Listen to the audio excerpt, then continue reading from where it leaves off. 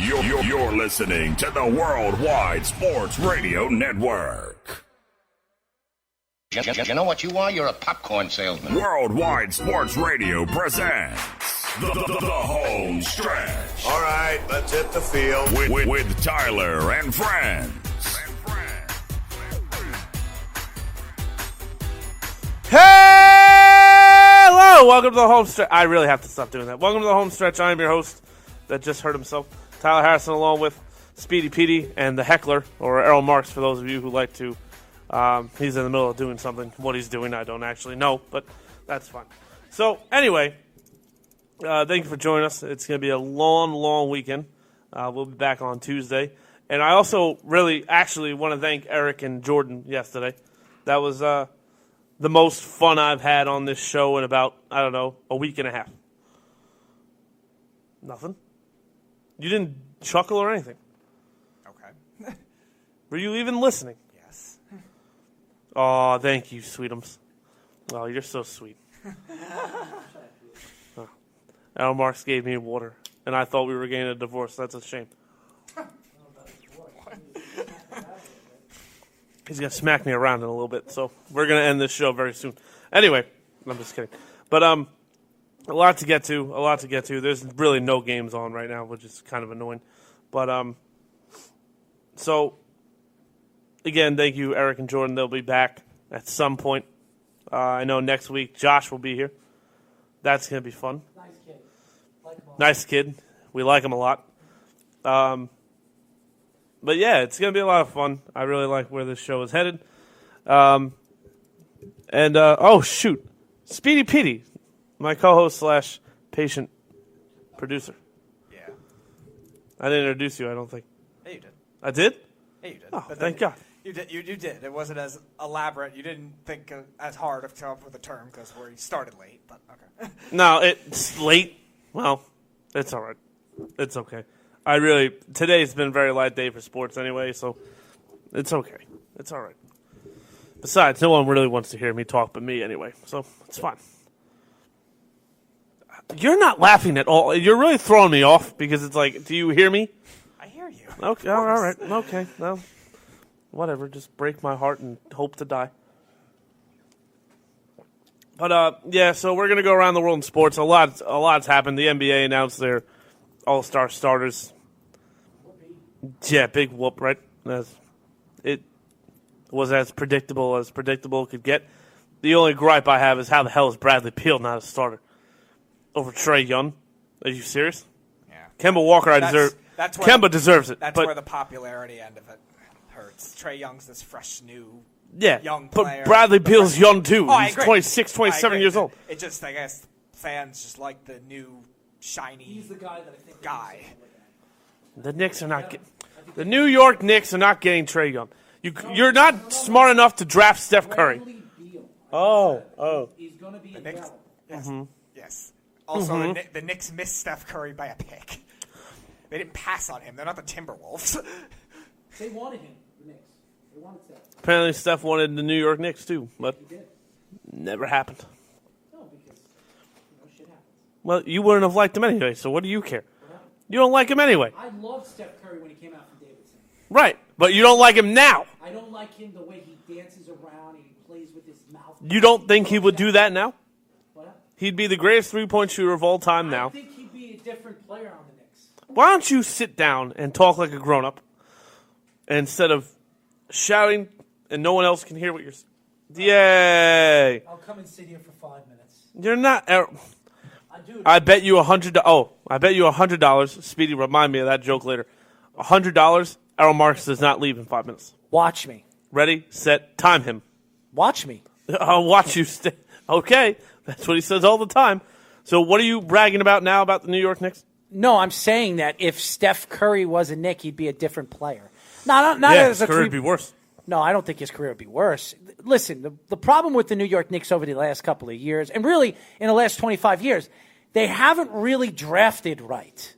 That has been the Knicks' problem. That's been the onslaught of where the Knicks have been in the last 25 years. Look at their drafts. This was the first year that I can honestly say where they drafted right. They got he just fell to them. R.J. Barrett. And R.J. Barrett has missed missed the last 2 weeks because of injury. But R.J. Barrett's going to be a good player for the New York Knicks if they can keep him and keep him happy. And I do believe they will figure it out. I think they have a lot of money, and I think if you could bring a guy like Bradley Beal in, I think it could change everything. Yeah, but the problem with that is I think Beal and Barrett wouldn't be able to play with each other. I do. I think they would work very, very hand in hand with each other. Beal likes to shoot threes. Barrett likes to go to the hole. So these Beal guys, likes to shoot threes. Bradley Beal loves to shoot threes. He does love to shoot threes. My problem with this is who's going to pass them the ball. Well, that's what I'm saying. This year, the Knicks are going to have a top draft pick. I could see the Knicks drafting a big-time point guard. I really do. What do you – Because I don't like point guards out of college. A lot of them don't transition well. Did Ja Morant transition well? I mean, for the first 50 games, yeah. You don't think Ja Morant's going to be a good player in this league? No, I think he's going to be a special player in this league. But, again, you don't know that until they actually step on the floor. A point guard, regardless if they can shoot or not, it's a very hard thing to do. Lonzo and Ben Simmons had this whole, they're the prospects of the decade bust, blah, blah, blah, blah, blah. And then Lonzo, he's lucky he's even in the league still because his dad's such a loudmouth. And then Ben Simmons refuses to shoot. So, yeah, to me, that's a problem.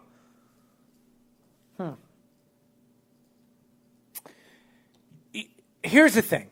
And I'll look at the point guard position in the NBA. And the point guard position, you're right. There are some point guards that come into the NBA that don't transition into the league. But over the last couple of years, besides Markel's faults or because of his shooting situation and his shoulder situation. To me, he was misused entirely. And Lonzo Ball. There are some good point guards that have come out of the draft. Fultz is a 2 to me, so I wouldn't even consider him a point guard. Markel's Fultz is a point guard. The best point guard that has come out in the past 10 years is a guy that no one even thought would be in the league. Who's that? Damian Lillard. The best point guard in basketball that no one ever talks about. He's absolutely the best point guard right now in the game. What about Kyrie Irving? Kyrie Irving doesn't stay healthy. Yeah, but Kyrie Irving's a great player. Yeah, but Damian Lillard is better than Kyrie Irving. I would say so, too. I like Damian Lillard. I like him a lot. And he's the best rapper in the league, too. Well, I don't know about that. No, he definitely is. Dude, That's undeniable. Please. I listen to his raps. Give me a break. Who's a better rapper than Damian Lillard? I don't think any of them are good. But he's the best. They all stink. Well, that's not my point. My point is he's the best. Shaquille O'Neal. No, stop. Kazam you. Anyway, Shaquille O'Neal. Thank you for calling Home Stretch. How may I help you? Dude, what a joke. This dude has everyone in the world going to either the Knicks or the Jets. Everyone wants to be in New York, according to this guy. What did I say? Unbelievable. You know, why do you call up this show and have something stupid to say? I said that Bradley... Steph Curry did want to be a Knick. No, a report came out yesterday. Curry said he wanted to get drafted by the Knicks. Yes, he did. Yeah. You know what your problem is? Why don't you go back to Boston? Why don't you go back to Boston and float in the middle of the ocean and drown? Because all you do is talk out of all you talk is talk out of your ass. That's what you do. Unbelievable. Everyone to New York. What are you talking about? I never said that. I said that Steph Curry wanted to be a Knick, and I said that the Knicks would be they were interested in Bradley Beal last year, and I absolutely believe the Knicks are interested in him this year. So I don't know what you're talking about. Why don't you go fly something? Go fly a... What do the Knicks even have that they could even get Bradley? That's where I was leading to this. What do you I don't mean, know what if do the the Knicks Knicks could get him. What do you mean, what do the Knicks have? The Knicks have a lot of draft... The Knicks have a lot of draft stock. The Knicks have a lot of draft stock. Whatever the Knicks have in players and picks is probably not going to be the best offer for Bradley Beal. What are they going to give him? A first-round draft pick and what, Knox? That's not going to do it for Bradley Beal. Julius Randle. Stinks. Oh, yeah, he stinks. Yeah, no, Julius Randle's a good player. Julius Randle in a first-round draft pick, future first-round draft pick, would seal the deal. It's not enough. Yes, no, it is. it's not. Yes, it no is. way. Bradley Beal, how many years does Bradley Beal have left on his contract? 3? 5? 2. I think it's 3. I think it's 3 years. Didn't he just sign a 4 or 5 year deal? No, that was a couple of years ago. I think it's 3 years. Oh. I think he signed a 5-year deal. I think it's 3 years left. 3 years left on his contract. I've got news for you. Bradley Beal doesn't even want out of Washington. That doesn't matter. Washington's going to move them because they're not good. No, but Bradley Beal's by far top 10 player in the league right now. 1 year after this year. So he has 2 years. Yep. Yeah, So, right. yes, I absolutely believe Bradley Beal is going to be traded. And I do believe that the Knicks have enough to get Bradley Beal if they want him. Now, I do believe that last year the Knicks were very interested in him, and they were in trade talks with him, and it fell through. You remember that? Mm-hmm. It fell through. So I do believe the Knicks like Bradley Beal, but I think the Knicks might hold off this year because I do believe they're going to bring in a new GM. I think they're going to completely get rid of everybody, and they're going to start over again. So, I don't know where the Knicks are heading, but listen, the Knicks have pieces that they can build around. The question is, are they going to bring in more, or are they going to be stupid enough to trade away picks? I don't want to trade away picks. I don't. But if you can get a guy of Bradley Beal's talent to play on your team and be your guy, the best player on your team. player. Well, RJ's a growing product, so you don't know. He ain't going to be Bradley Beal. What do you mean he's not going to be Bradley Beal? How could you say that? RJ Barrett is 20 years old. He's a kid. But Bradley Beal is also getting better with time. All right. And right now, RJ Barrett averages 14 points a game. Bradley Beal, his rookie season, scored about 15, 14 points a game. You don't know what RJ Barrett's going to turn into, and you even said it yourself. RJ Barrett's going to probably be the best player in that draft. I agree he will be the best player in that draft. So, but does that mean you're going to be Bradley Beal? Bradley Beal's a top 15, top 10 player in the league right now. Somebody did something on YouTube, like they kind of estimate what RJ Barrett's going to be in the future. I don't know if you saw it. No, I don't. They did like these things. They did like these computer, like what virtual reality thing. Oh, wow. And they did it on RJ Barrett, and they believe that, as the years go by, RJ Barrett is going to be a 24, 25 point guy. That's what he's going to be. They figured that out through those like sports science. Yes, Wow. yes. It was like a virtual reality thing that I was watching. It was like a 30-minute thing, and you go through. That's where Knicks fans have to go for basketball now, because in actual reality, they're no good. Why are you always bringing up Knicks fans? I'm just talking about what I watched. I have every right to say what I have to say. You with your Boston Celtics. I mean, what have they won? What have they won in the last couple of years? I mean, How about Kemba Walker's special too. Kemba Walker's my favorite player in the league. They're looking. I'll tell you what. You're on point. Fine. The Celtics haven't won anything, but they've been in contention. Yes, they have. I will say this, and I will say this, right? Everyone was like, "Oh, we got Kyrie. That's so great." This Celtics team with Kemba, who's a facilitator at point guard, is a much better team than when they had Kyrie Irving. First of all, Jeff, To me, Kemba should be in the MVP conversation. Jeff, if you actually listen to me, you know that Kemba Walker is my favorite player in the league. I've said this numerous times. No. This has nothing to do with, like, I'm not even sitting here saying that he's bad or good. Or He's great. Like that, or your favorite.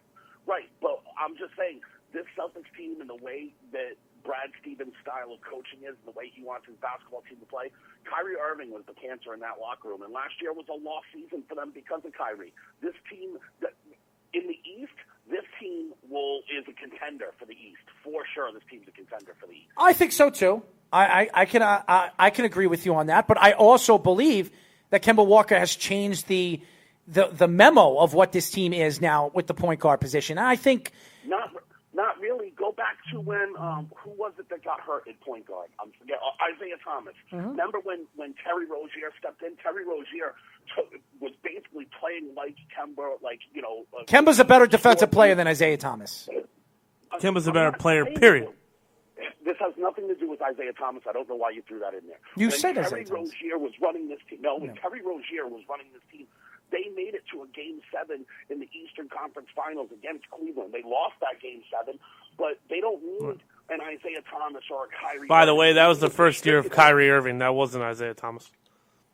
Right, but Kyrie was hurt, though, and Rozier was the starting point guard for the entire playoffs. Yeah. No, he's right. No, I'm not disagreeing with him. I'm just letting him know it was Kyrie running the team, not Isaiah Thomas. The year Isaiah Thomas played LeBron in the finals, they lost conference finals. They lost in 5 games. I think the Boston team is going to be special.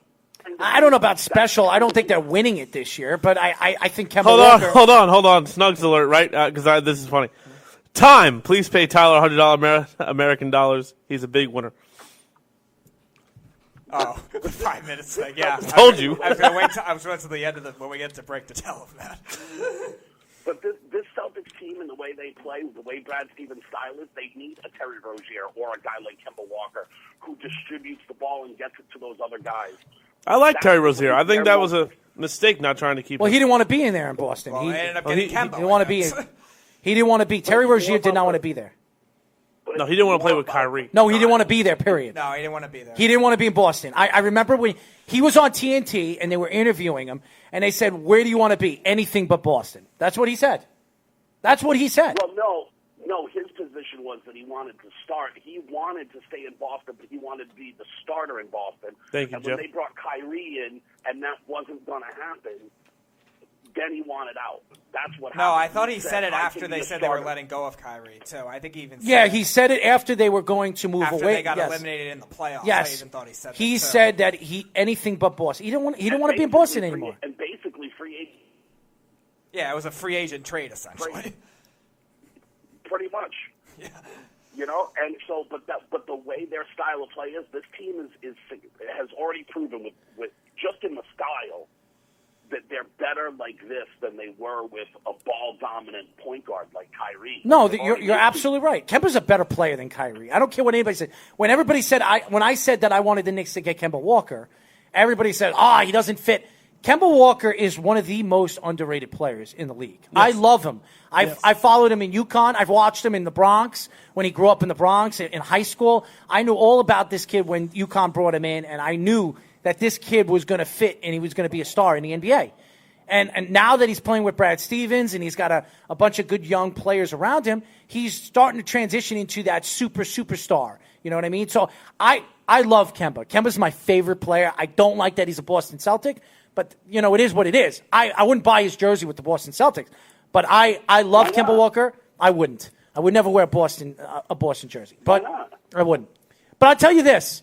Brad Marchand, ever since I went to the Stanley Cup Finals, I became a big fan of his. I really like him. I've become a huge fan of Brad Marchand. I would never buy his jersey. What's not to like? I just like him. I just like his personality.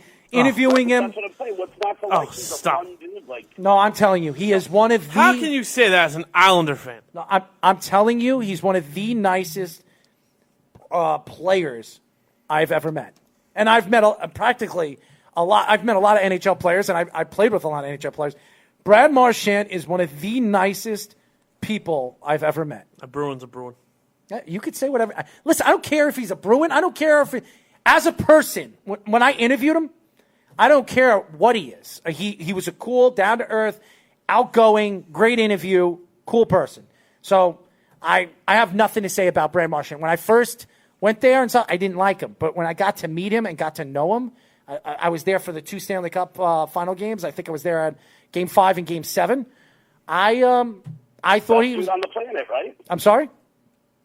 One of the nicest dudes on the planet. I really think he was one of the nicest hockey Well, players the I've same ever thing met. about Tom Brady, but people think Tom Brady's a scumbag. Tom Brady is not as nice as you think he is. Okay, I know somebody that's in the.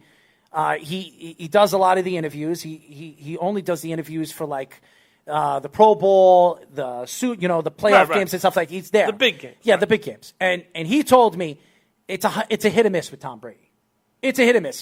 He'll do a good interview or he won't speak to you. Or, it depends on the person. I don't know. I think I don't know, man. I think he was a hit today. You didn't find that tweet hilarious? That was great. That was awesome. Hey, Eli, great job. I really wish you didn't beat me, though, twice. Listen, I want to give a shout out to Eli Manning, by the way. That was a great speech. It really was. Don't ruin it. I haven't seen it yet. That was a great speech. I actually, and I'm not a Giant fan, I got to say, that was one of the best farewell speeches I've ever heard. I mean, he was way better than his commercial's brother. funny. He was way better than his brother's, his farewell speech. I really, as a Jet fan, just listening to him reach out to the Giant fan and pretty much pour his heart on that interview. I mean, on that stage, I was very impressed. I'll tell you right now, it's definitely Giant fans are going to miss him. I'll tell you that right now. And just everything that he said was just. He went through his career as a Giant. He went through the trainers, thanking the trainers, watching their kids grow. I mean, everything that he said, it was from the heart, and you could hear it in his voice. He was obviously upset, And he said that I wanted to leave as a Giant. I came in as a Giant. I wanted to leave as a Giant. He could have still played, too. So I think it was a remarkable speech by Eli Manning. And all you Giant fans that hated Eli Manning, well, you're going to miss him. Because one of them. you're going to miss him. I don't know. I think Daniel Jones is going to do a pretty good job. I do, too. Listen, you're going to miss anybody of Eli's caliber, for sure. Like, he was a great quarterback, no doubt. But I think Daniel Jones is going to do just fine. I don't think, because I think the transition is going to be easier than most franchises. In my opinion, I think that's going to happen. I don't think it's going to be like some of these other organizations. I agree with you, Jeff.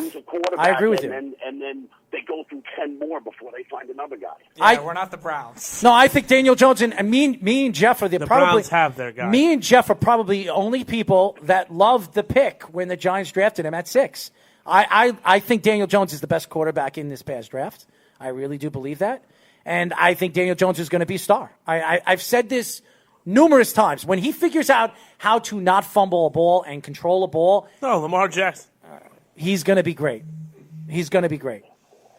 So that's all I can say. wanted to ask you, too, since you've transitioned to football, I wanted to ask you, what did you think about the new ESPN piece on the Patriots this week? Why am I not surprised that you would bring that up? What did I think about it? What did you think about it? What did you think about ESPN running a story saying that the investigation was the real scandal about Deflategate, and Deflategate never happened, since ESPN was the one that propagated the whole thing in the beginning with Chris Mortensen's false information about the PSIs? I think it's a crock, and that's what I think. Again, it's our hearsay. You could say, we could say whatever. Hearsay. I think it is. I think it's hearsay. You want to know why it's not, Errol? Because I keep offering to send you the text of the ruling from Judge Berman's courtroom. Mm-hmm. This is in a court of law where the NFL admitted they had no evidence. In a court of law under oath, they had to admit they had no evidence. To be honest with you, I could care less. I could care less about Deflategate. I could care less about that. I'm more with the videos. I think it's an interesting kind of thing now that it was like this huge scandal at the time. Everyone's leveling accusations. They all turned out to not be true, and people still carry on that idea. Jeff, if you remember when Deflategate came out, I was laughing. I thought it was a joke. I thought it was funny. That's what I thought. I thought the whole thing, how the trainer went into the bathroom with the balls and it came out with a new set of balls. I thought it was a joke. I thought it was hilarious. If you remember, I thought it was funny. Did I believe it? Yeah, of course I believed it, because the Patriots have been caught cheating before. But do I think that's the reason why they beat Indianapolis? No, I don't think. They were just a better team than Indianapolis. Destroyed that game. They just won 45-7. They were just better than Indianapolis. That's how it was. I didn't think it didn't matter what ball they used in that game, they were going to beat them. That's my opinion. But all I'm saying is it's so funny how the NFL put out information about how the thing started, and none of it ended up being true. The NFL said that the investigation started because when DeQuell Jackson intercepted the ball, he said, "Oh, it's deflated," or whatever. DeQuell Jackson gave an interview that said the NFL never talked to me, and I never said that. No, and other people stepped on the NFL story the whole time. It's because the piece argues, whether you believe it happened or don't believe it happened, that the NFL investigated it as a retroactive punishment for Spygate. As everybody knows, I think Roger Goodell is the worst commissioner in professional sports. 1. 2, Deflategate, out of all the things that they were caught with, that was the least. I could care less about Deflategate, because to me, I don't care if the ball's soft. I don't care if the ball's hard. It really doesn't matter. That's just me. That's not going to make a difference of a game. Well, no, it does make a difference in just one aspect, right? Okay, it doesn't make it easier to throw or whatever, but it does make it easier to not fumble the football. No, I know that. Right. So, and people pointed to the history of Patriots running backs with X amount of carries without a fumble, saying, "See, that matters." Again, it's all hearsay. I look at Deflategate as a joke, and I think that the NFL tried to. I think that the NFL was trying to get back to the Patriots after what they did with the whole Spygate thing, and they wanted to punish the Patriots. Goodell wanted to punish the Patriots because that's why Tom Brady came back and had an MVP season. Well, I'm just saying that I think Goodell was trying to punish the Patriots because he should have punished the Patriots for the first time when he really did catch them cheating, and then he threw out the tapes and burned the tapes because he didn't want anybody to see what they were really doing. So Roger Goodell should have been suspended. Roger Goodell should have been fined because he was the one that was hiding everything. Right. Listen, you might have a point in that, right? But here's the only problem I have with it. You have one chance to hand out a punishment. You don't get to hand out a punishment and then go, oh, well, that didn't work enough. Let's try again. Like, that's ridiculous. No, and I agree with you, Jeff. Jeff, there are some things that I do agree with you, and there's a lot of things that I don't. But this, I do agree with you. And I think that Goodell was the person that caused these whole and the whole thing is Roger Goodell and Robert Kraft are very good friends. And I remember when the Patriots won the Super Bowl when they beat Atlanta, and he went up there and Robert Kraft said he took a shot at Roger Goodell. Right. He took a shot at Roger Goodell. And I remember that. Not for nothing, since you brought that up, did you see the prop bet for this Super Bowl? Since you brought up the 28-3 Super Bowl, did you see the prop bet? Yes, I saw that. God, they're doing this again? Mm-hmm. They put up a prop bet. Will Kyle Shanahan blow a 28-3 lead? I'm telling you right now, Kyle Shanahan and San Francisco 49ers are not winning the Super Bowl. I'm telling you right out now. of your mind. Remember I said that. I take this bet. Andy Reid will win his first Super Bowl. One of the worst big game coaches we've seen recently. We'll see this time. I had one more question for you. The Patriots thing was one. Go ahead. I want to discuss with you. Here's the other one.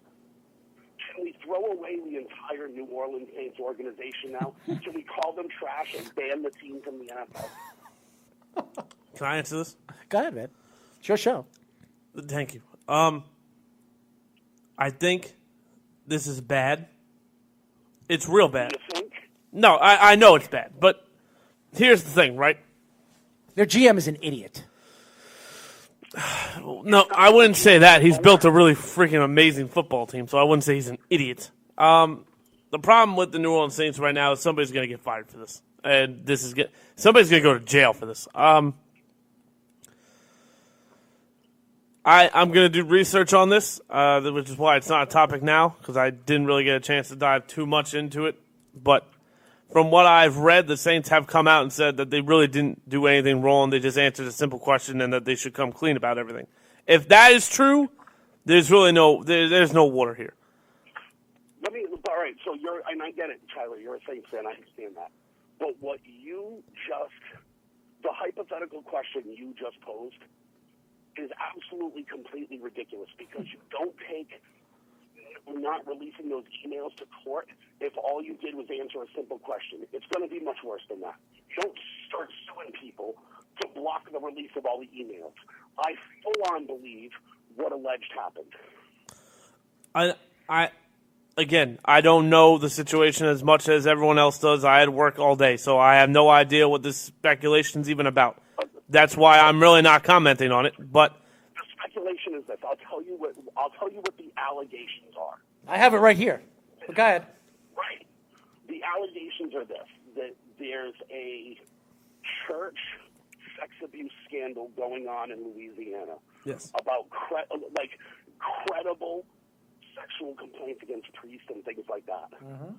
And that the Archbishop of the diocese reached out to Gail Benson and the GM, and that the owner of the team and the GM were giving them advice on not only PR, but how to cover it up.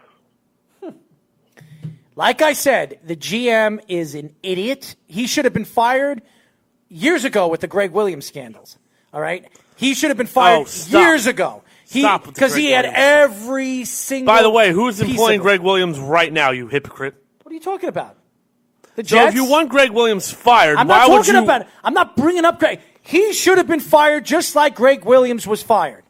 He should have been fired. I don't care how good of a GM he is. He was a part of that. He should have been fired years ago, and he's still the GM of that organization. And if he's still the GM of this organization for this, it's a joke, okay? Because he should have been fired a long time ago. He's built an amazing football team. What are you talking about? He That's his job. Wait a second. So his job's to build the team. His job's to build a team, and his job is to send emails about all this stuff and all this other crap. That just happened now. You're that's bringing fine. up He's 4 or gonna get 5 fired. years ago.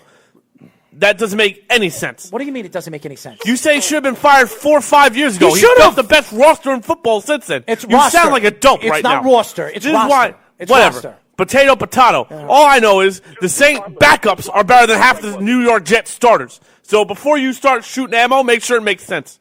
Oh, really? So you're saying their backups are better than the Jets starters? Who cares about Greg Williams? It has nothing to do with this No, right I agree with Right? you. Greg Williams. There you go with the Jets. Wait, hold on one second. Jeff, before you go in, because I got to leave, I just want to say something to all you guys. Why is it when I take a shot at a team, you bring up the Jets? This has nothing to do with the Jets. No. Stop bringing them up. Really, it's just Stop coincidence. bringing them up. It has nothing to do with them. Greg Williams is now employed by the Who New York Jets, cares? correct? Who But cares? you're saying that the GM should be fired because he deserved to get fired 4 or 5 years ago He should for have. He was- something that got released today. He was a big part of that. He was a big part of the scandal with the pills, too. He was a big part of that, too. He should have been fired for. You remember that? All I know is Remember that? All I think I you know remember is- that. all I know is With the 49ers when that was going No, he was with the Saints. He was with the Saints. all I know is That thing was a 49ers thing from years ago. Yep. for the He- past I don't know 7 years Je- we've been considered an ideal organization. So I'm not really going to take a Oh, shot yeah, at the GM. Ideal is right. Tom Benson's one of the greatest owners the NFL's ever had. Well, he's dead, so. I said had. Oh, okay. Sorry. I thought you were still insinuating that he was still the owner, which. I mean, his family still owns it, but fine. Right, yeah, Gail owns it. Right, the wife. Right, but this is next level shit, though. Like, this Right. is next level. Agreed. This is an NFL team helping. Not team. The players have nothing to do with this. It's not team. It's one guy that represents an organization. He's going to get fired for this, and he probably deserves to get fired for this. But The owner is the team. But, again, to blame the team. I guarantee you right now, Drew Brees just called somebody in Gale probably, and said, what the hell's going on here? Because Drew, as big of a class act as everyone else is in sports, Drew Brees is just as big as, if not bigger.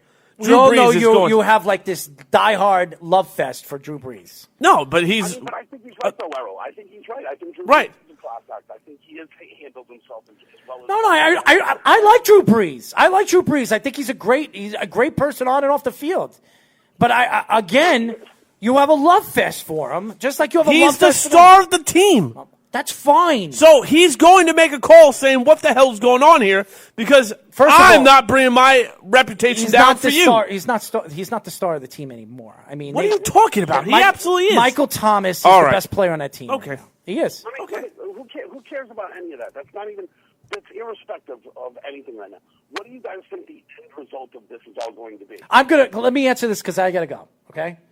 What do I think is going to 5 happen? minutes. I think the GM's going to get fired because I think he's absolutely behind all of it. He's going to get fired, and I think the Saints are going to lose a draft pick. Why? Because listen, this is big. Do you understand that? I This understand is huge. it's big, but you can't This hurt sex a scandal. football team for something that one guy knew. One guy knew. You think Gail Benson knew about this? Because no one below him knew about this. Yes, I do believe Gail Benson knew about it because do you know who was by her side and walked her down the aisle during her husband's funeral? The Archbishop. I agree with you, Jeff. I love you, man. Yes, I do. I love you. Yes, I do. I'll talk to you guys later. Again, Thanks, I guys. just said I don't know. I didn't even bring it up on my topic list. I did not read it. I know nothing about it. So if you're going to tell me that, then that's fine. That's valid. Whatever. But if Gail Benson knew about this, and Daryl's right, we need to lose a draft pick. I would even say all of our draft picks. This is a disgrace if it's true. But again, I can't say if it's true or not true. I haven't read a thing. But also, Jeff, you know this as bad as well as anybody. Organizations tend to get caught up in some BS that makes no sense. It turns out none of it's true. go to court to block the release of emails, that's also not a good look. That again, if it's true, it's true. But Let me just throw this out there for you, Tyler, right? Because I think irrespective of politics and what's going on in our world right now, I don't want to get into it, but let's be honest about this whole thing. People that try to hide the facts are generally guilty, right? People that just try to hide things from you and be deceitful. Yes. If there's nothing to hide, you got nothing to hide, right? Listen, if there were nothing to hide and everything was truly as innocent as you say it were, why would you be going to court to block the release of the emails? That is a great question.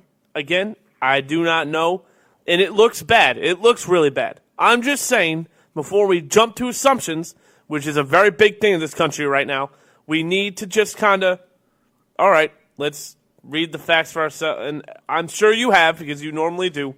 I'm just saying, for me, I'm not commenting on it until I read everything, because generally that's what I do. I at least read it before I talk about it. I did not get a chance to do so. That's all. Can I offer what the end result of this is going to be? Sure. Hello? We will have no choice. Yeah, you there? We heard Gail and then a cutout.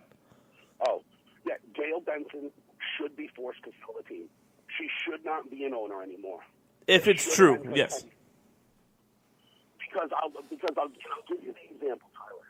Jerry Richardson, who for the most part was a good guy and whatever, right, used the N-word to describe some people. The NFL stepped in and said, sorry, bucko, can't be doing that. Yes. You have to sell the team. And that's how David Tepper owns the Carolina Panthers. Right. You want to know what's one step worse than blatant racism using the N-word? Child abuse. I'd say they're on the same planet. Victims. Child sex victims. Yes. This is next level stuff. If they're writing emails about how to spin the PR and how to cover up some of this stuff, that's next level stuff, and they should not be NFL team owners. Did the Panthers lose any draft picks for that? No. All right. No. I don't think if the Saints were to lose it, I don't know if it would be a drastic amount of them. It might be some, if that's the case. I mean, as far as only NFL owner that's ever really received any punishment for any, and something still might be coming down the pike for Kraft with his old hand job antics, right? But the only I still can't believe that's being talked about. But the only one I think got suspended was Jim Irsay. Did Jim Irsay get suspended? Yes. When he got pulled over? A year, I think. I think he got a year. Right. So I think that's the only one I can remember. You know what's interesting, Jeff? She also owns the Pelicans. She'll probably have, I don't know if you want to talk about that, but she might have to sell them too. Listen, I'm not going to – listen, here's the thing. If she did this, she's a piece of shit and she can die, and I don't care. As far as I'm concerned, if you help cover something up that you know is like this, you're just as bad as the person that did it, right? Yeah. And it's so ridiculous. And listen, I'm not going to feel bad for her. Like, that's really going to be her punishment? Oh, no, I'm going to have to walk away with $5 billion. You know, not really a punishment, unfortunately.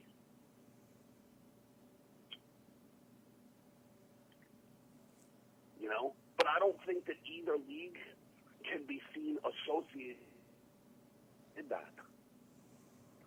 Every league has a program geared towards promoting the league and promoting it for children, you know, the Play 60 with, the kids and that kind of stuff and whatever else the NBA has. You can't have kids promotions and then have one of your team owners be helping cover up child rape. Listen, I'm a big person that believes in churches, a money-making, not religion. No one take this as religion, okay? Church and religion do not go hand in hand. Church is the biggest business in the world. For sure. Do not take what I'm about to say as I'm bashing religion. I am not bashing religion. But church to me is a scam. It holds no bearing on you. If you have a great relationship with God, that's in you. That's not in a church. That's you praying at home. That's you, whatever you want to do that makes you religious, That's on you in the privacy of your own home. Going to church sounds great. It's a good thing to do, blah, blah, blah. Church has been around for thousands and thousands of years.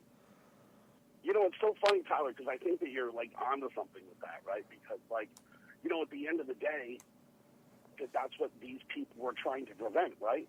Like, I think these people were trying to protect the business of church so that the church wouldn't have to pay out millions upon millions of dollars in settlement cases to these victims. Right. Right. You know, and if that's the case, That's a disgusting. $1 million lawsuit. Disgusting. Dude, listen, if what's going on in Louisiana is remotely reflective of what went on in Fall River and in Boston and in Pittsburgh, All over the so world. many places around the country, and around the world, this isn't going to be one or two kids. Oh, no, it's going to be thousands. Right. Maybe millions. It really depends on how big this gets. This is going to be bigger. This is going to be the Me Too movement on steroids. This thing's going to get big. I mean, it already kind of is. Have you ever seen the movie Spotlight? No. It won an Oscar for Best Picture. Go watch Spotlight. Is it about this? It's about there's a paper in Boston. It's called the Boston Globe, Yes. Small little article. Never heard it. and they have an investigative reporting team of like 4 or 5 people that work on a story, and they're the ones that busted open the church sex abuse scandal in this country. Oh, wow. Oh, wow. They busted it wide open, and you know it's just ridiculous. And like, if Gail Benson did this, forget about it, bro. Forget about it. If Gail Benson did this, I'm looking for a new football team. I love Drew Brees and all, but morals stand out, right? You'll be a 49ers I fan. mean, it's just one of those things, right? It's Super Bowl just kinda champs. Like, I mean, okay, the players don't know and anything like that, but you can't have someone representing your league that does that. No, not at all. And this could actually lead to a lot of fallout. Drew Brees might walk away. He's a free agent, He might get very turned off by this. Right. And honestly, from what I understand, deeply religious. Yes. Yep. I don't know if you follow him on social media, but the guy's a tremendous father. Tremendous. I've never heard anyone, not a single person, say anything bad about him. Right. Or Phillip Rivers. Or some of these other people. Well, Phillip Rivers got 10 kids. I hope no one can say something bad about Phillip Rivers. Yeah, I mean, he doesn't have time to be committing any crimes, right? Yeah. He probably has no energy to. Right. But, yeah, I mean, you can't have this stuff going on. No, this I say you make her sell the team. right.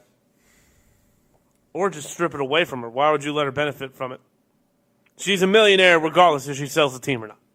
Yeah, but it doesn't. You can't do that. That's somebody's property. They paid for it. You can force them to sell it under league rules, but you're not allowed to just take somebody else's property. Morally, that would be right, but you're right. I think the legal issues, I don't think they can do that. Right. I mean, listen.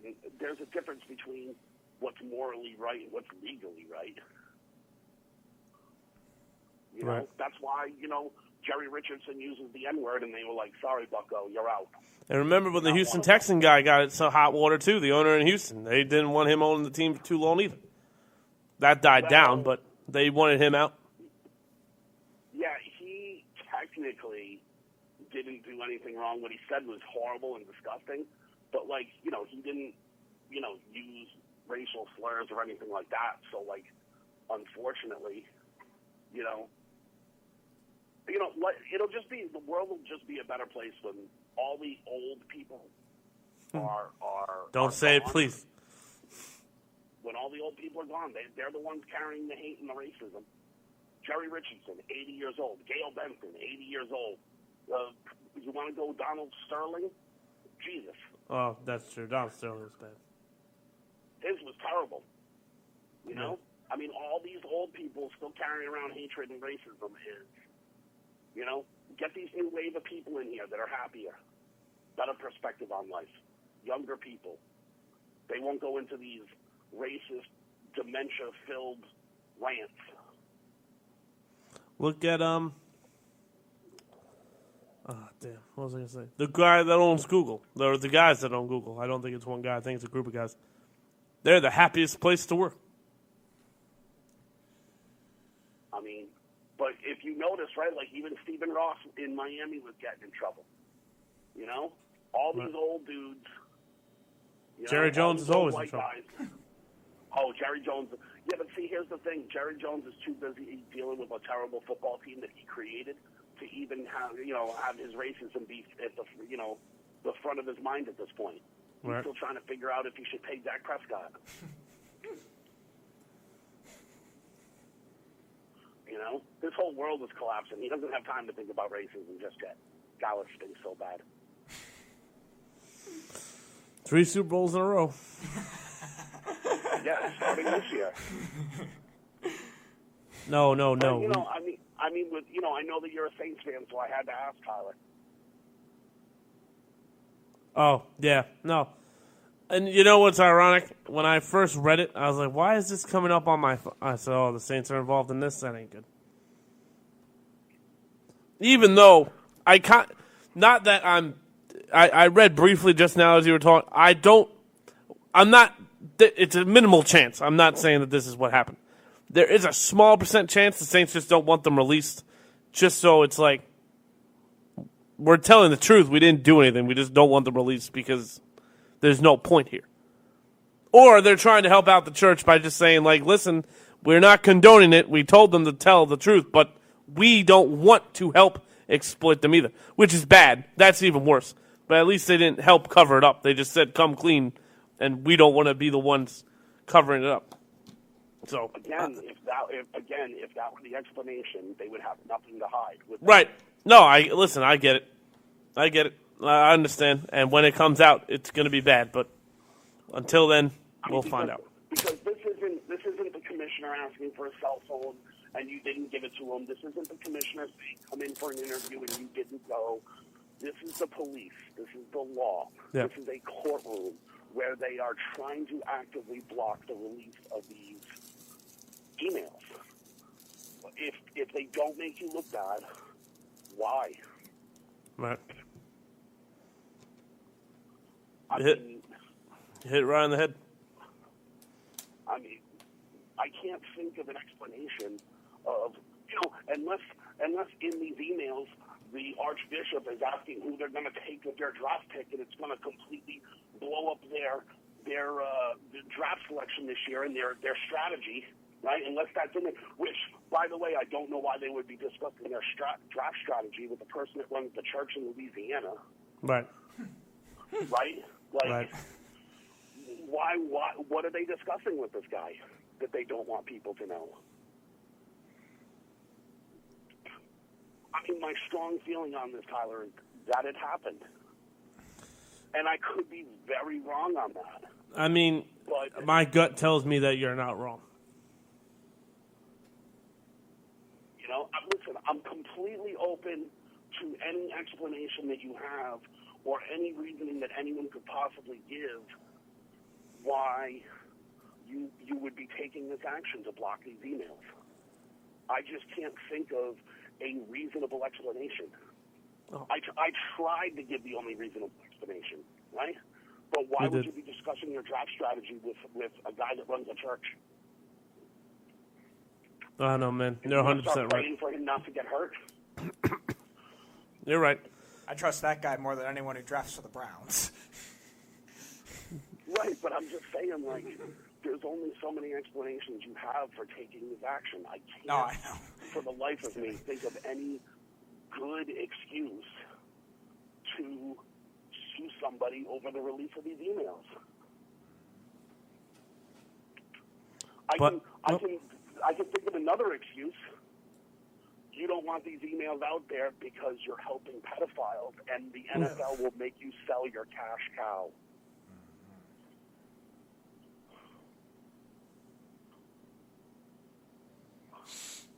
I mean, what do you think Dale Benson makes a year off of that team? A lot. 50 million, 60 million? More than that. I'd probably say 90 to 95. Well, here's why I won't go that high, right? Because the NFL players get half of the revenue, right? They get every team gets what, $400 million. What's the salary cap? 193, 197, 200 million. I think it was 192. Yeah. All right, so whatever the numbers be. What did you say it was? 192. Yeah. Okay, well then 192 goes to the owner. But with that 192, you would then pay security guards, your coaching staff who eat up millions, everything. Yeah, but you're also excluding endorsements. What's that? You're not including endorsements. Right, I'm just talking about, that kind of revenue. Obviously, teams are also making money on, hot dogs and beer and Right. nachos and whatever you're selling at the stadium, but just work off of the 192. Or even better, do you want to say that? I mean, how much money could you possibly be making at one sporting event 8 times a year? You'd be amazed. Take it to loan. Let's say that's 100. You get 50. That's a $500,000 right there. Right. Well, do you want to call it $5 million a day? Sure. So that's what, 40 mil? Well, that's another $40 million. Right. Because they're not making money on the away games. Well, no. Again, Fox has to pay both teams for broadcasting both teams. So you're getting paid 16 times. That's a part of the $400 million that's coming in. Okay. That's part of the $400 million. TV revenue and that kind of thing that the league gets, that's distributed to every team equally. Whether you're the old Cleveland Browns who are really awful, I realize they're getting TV time now. Like, it doesn't matter. Everyone gets an equal share of the CBS and Fox contracts. So that's $400 million. So on top of it, what do you want to say? They get another $40 million? Sure. So now you got to pay coaches and pay staff and pay security guards and pay people to run the concession stand and all that kind of stuff. How much does that cost? $100 million for the year? Sure. Christ, what's a head coach getting? $7 million? What did Peyton get? 5 on his last deal? 6? Because I know they re-signed him when people thought he was going to get traded. Who? Sean Payton. Oh, his contract's up there. Yeah. I think it's anywhere between 6 and 8. Let's put it this way. You're probably into a coaching staff for $10 million, right?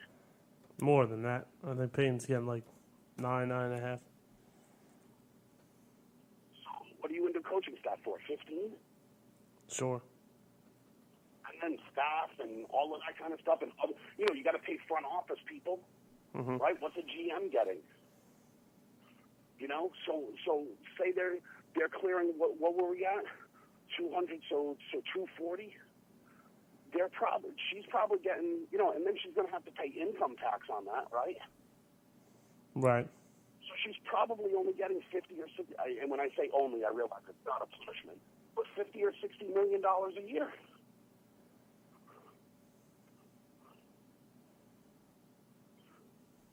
Between what she's going to pay in sales tax and then what she's going to pay in income tax and all that kind of stuff, after she's already paid a bunch of people out, she's probably only getting 20% of what was left over. Right. So, that's her cash cow, but, this is going to end all of that, dude. Yeah, it might. But, again, I'm still not going to feel bad for her. What's she going to get for each team? 100% she's going to get at least $8 billion for each team. Yeah, probably. What did Kepler just pay for the Carolina Panthers? 1.5. Pretty sure you got 1.5 billion. See, I actually think that I thought that the Carolina Panthers were the team that had sold for the most. I thought they went for more than $2 billion.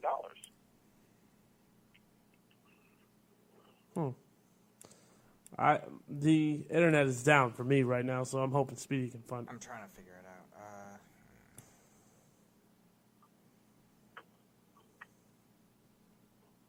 No, all I see is the recent stuff. Yeah. I mean, this is not going to be great for them. She'll make more than the Panthers made.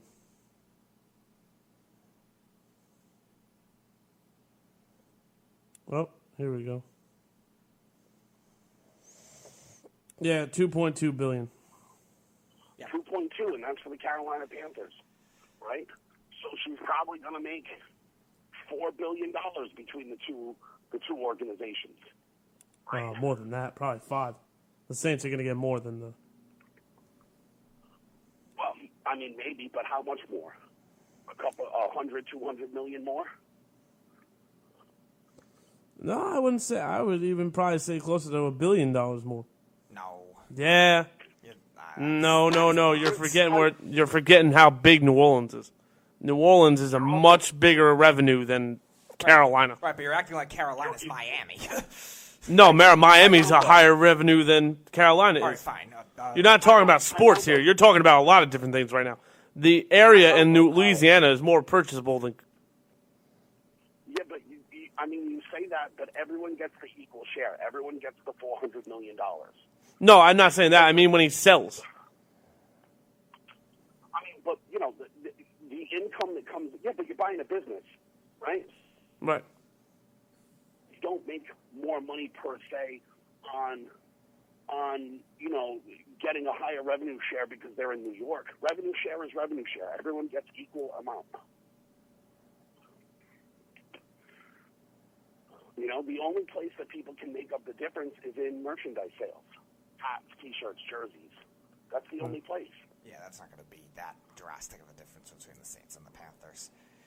I would say at most the difference probably could be 400, 500 million, but that's as far as it would go. Because you're right, New Orleans is a hot spot for football, but I can't. Not even football, just land in general. No, right, but I can't see it being any higher than that, though. I mean, you say that, you say, New Orleans is worth more, but is it? Because the town also floods easy. See Katrina. Right, but at the same point in time, that means the insurance is going to be a premium there. Right, but that's what I'm telling you. Is like, you're like, it's going to be worth more than Carolina. Is it? Because your expenses are going to be... Well, Carolina's a hurricane spot, too. Well, Charlotte's not coastal. New Orleans. No, Charlotte's not coastal. It's not coastal, but if a hurricane could easily get there. Hurricane can easily get anywhere, so... Yes, New Orleans is more perceptible. I get it. Yeah, they're below sea Right, level. New Orleans is far more... We're below sea level. Perceptible to it. Not only that, it's 3 feet below sea level. If they get a hurricane, the town is 100% flooding. Right. Right. So I don't know. I mean, maybe they will get more, but it seems pretty top of the market, that $2.2 billion price.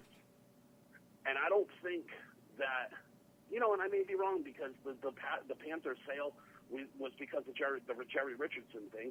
So maybe this scandal won't hurt the sale price. But this is bad. She's covering up for pedophiles, man. No, this is definitely bad. This is going to be a huge story for a long time. Yeah, unfortunately. How long did it take, right? Like, here's like the honest question, right? And you'll get like a good answer of when you'll have a resolution on it. How long did it take the NBA to tell Donald Sterling that he had to sell the team? And I realize he fought it in court, whatever. What did that take him? About a week? More than that. I think two and a half. Yeah, I think it was longer too, because that happened in the middle of the playoffs. I don't think it got resolved until later. Well, how long did it take the NFL to tell Jerry Richardson to take a hike when he dropped the N-bomb? I think his was faster than A lot Sterling's faster. was, His was a lot faster, right? Like, you're going to probably know in under a month whether this broad has to sell the team or not. No, by this probably this time next week you'll know.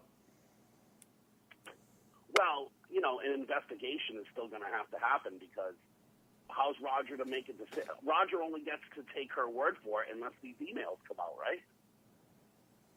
Yeah, I guess so. or does he get to see the emails and not release them anyways? Roger Goodell is the one that released the Ray Rice tape, so I'm sure he'll release the letters. No, he's not. TMZ is. But the NFL is the one that gave them the tapes. False.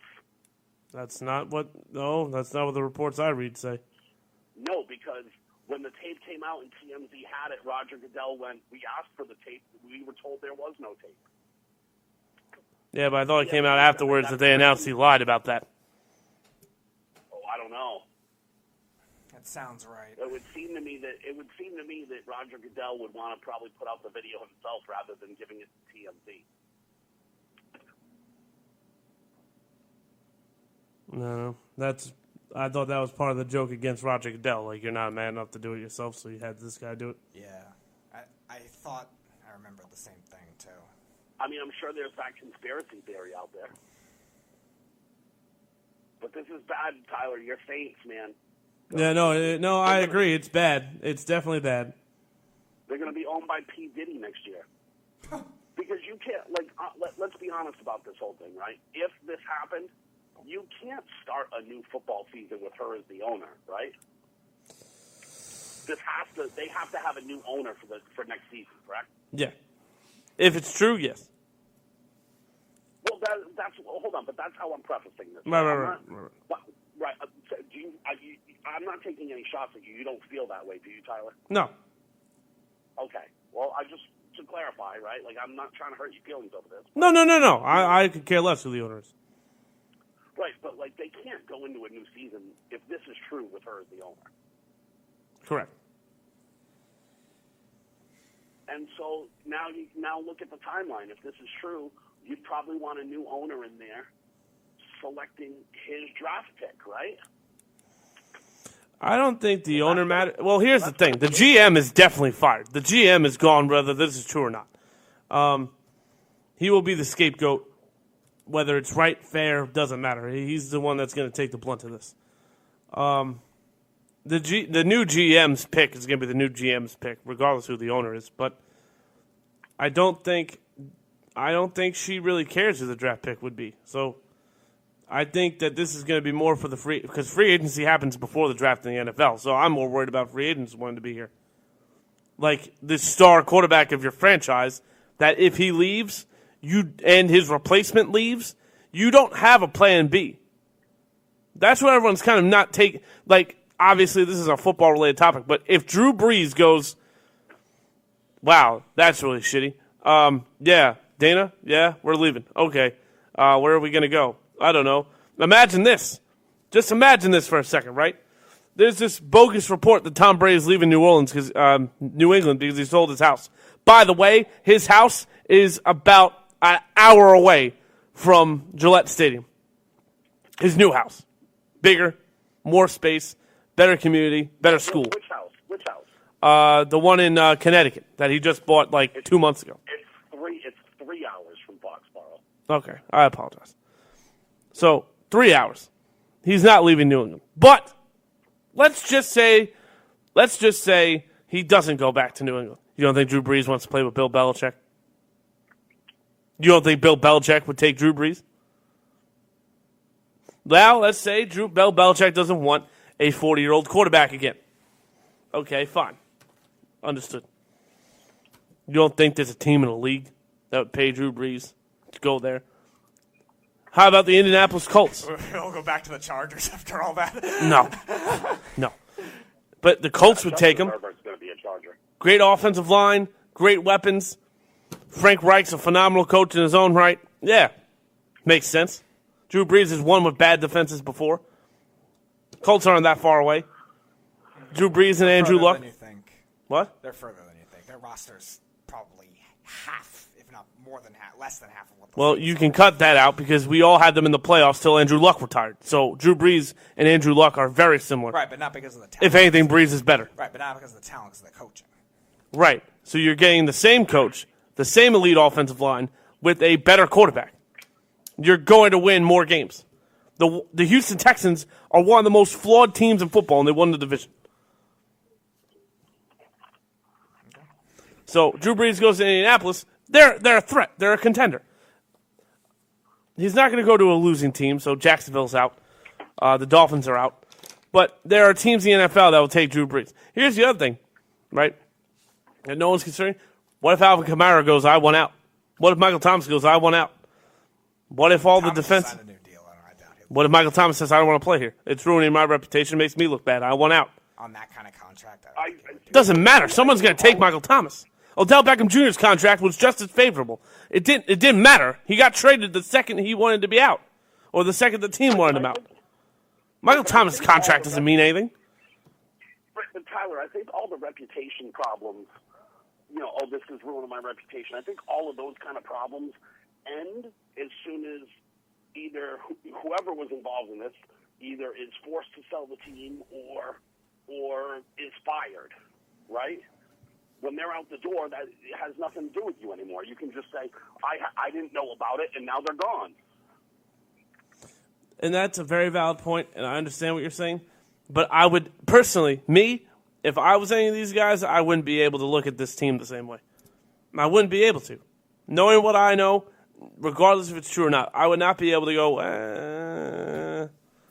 If she sells the team, then fine. But that's not really fair, though, because you can't blame a new owner. No, but I'm saying if she doesn't want to sell the team, and this takes a little bit of time, they might have to reap what they sow. Well, the ones that are free agents, that would make sense. I just don't see it with Thomas. Kamara makes a lot of sense, though, because he is a free agent. I would trade Kamara anyway, but that's not the point. They might have to. I'm just saying that he is a free agent. He hasn't been paid yet. That would make more sense. I don't see it with Thomas, though. I could see it with, who is it, Lattimore? Lattimore has 1 more year left or 2 more years left. That I could see. Ryan Ramczyk, same draft. That makes a little more sense. I don't see it with Thomas now that he's got paid, though. I'm just saying. I think if this could really affect the football team. Oh, definitely. I mean, not for nothing, I don't even really care about how it affects football. Because this isn't about football. This is about No, it's not. It's not. But it is a sports show, and I feel bad for the people trying to watch and enjoy the sport. But but this is about the health and welfare of children, though. This isn't, this isn't anything other than that at this point. no, we're not disagreeing whatsoever. I'm just saying I'm not drawing an audience to, politics or for. I mean, whether you like it or not, this is happening with the team, right? Like, Right. No one on this planet was like, oh, well, it has nothing to do with football, so let's stop talking about crap getting handy, right? It was still relevant, Right. even though it had nothing to do with football. Right. So, I mean, unfortunately, this is what it's going to be.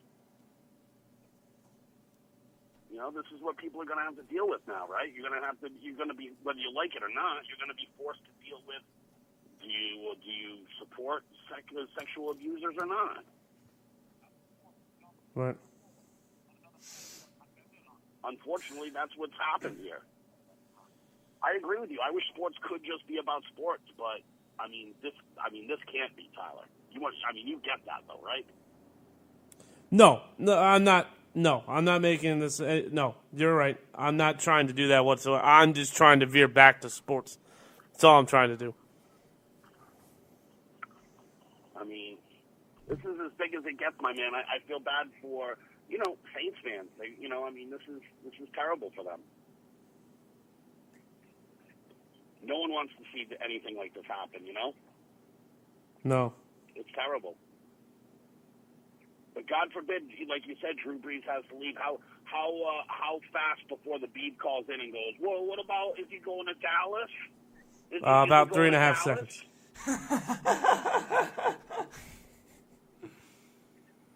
He could go to Dallas, right? Awful, these people, aren't they? No, they're ridiculous.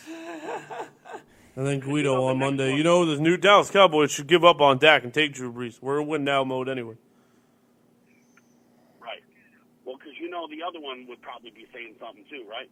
Oh, maybe Drew Brees should go to New York. Let Sam Darnold learn for a little while. Maybe that would help the Jets. That's going to be the next idiot take, right? No, I think he would commit for Darnold to start. I don't think he would say that. After Darnold's year last year, I don't know. Darnold played No, because fine. you know how He did not play fine. He's going to sell it to himself as, well, this would be a great learning experience. This would get him a head start, right? Well, he'd be right, You but know the that fact of would the be- matter is they got no shot at getting Drew Brees. Yeah, they stink. They're the Jets. They have no shot at getting anybody. You're talking about the same team that backed up a truckload of money to Anthony Barr, and he went, I think the cold in Minnesota sounds pretty good. Yeah. For the same, less money. He didn't get paid more or the same. He got paid less. Right, because no one wants to be a Jet. Well, you know who's kicking themselves right now? C.J. Mosley. Probably. I mean, but is he really? Oh, yeah. The Ravens didn't really win anything. They would have won more games with him there. No, He they would have made a probably- big difference they on Derrick would. Henry. Yeah. No, yeah, I mean, they probably would have won more games with him there. Like, I don't disagree with that, but I mean, the Ravens didn't win anything, so who's to say he would have been better or worse than anyone that was there? I mean, him and Ozaware are better than Ozaware and whoever the Josh other. Bynes. And Josh Bynes. Yeah, Josh Bynes is a smaller linebacker, so matching up against Derrick Henry wouldn't be good for him. He didn't match up. He got leveled down. I know. But C.J. Mosley has more size, though. He would have helped to not let him run up the middle as effectively as he did in that second half. By the way, Russell Wilson is by far the best quarterback in football.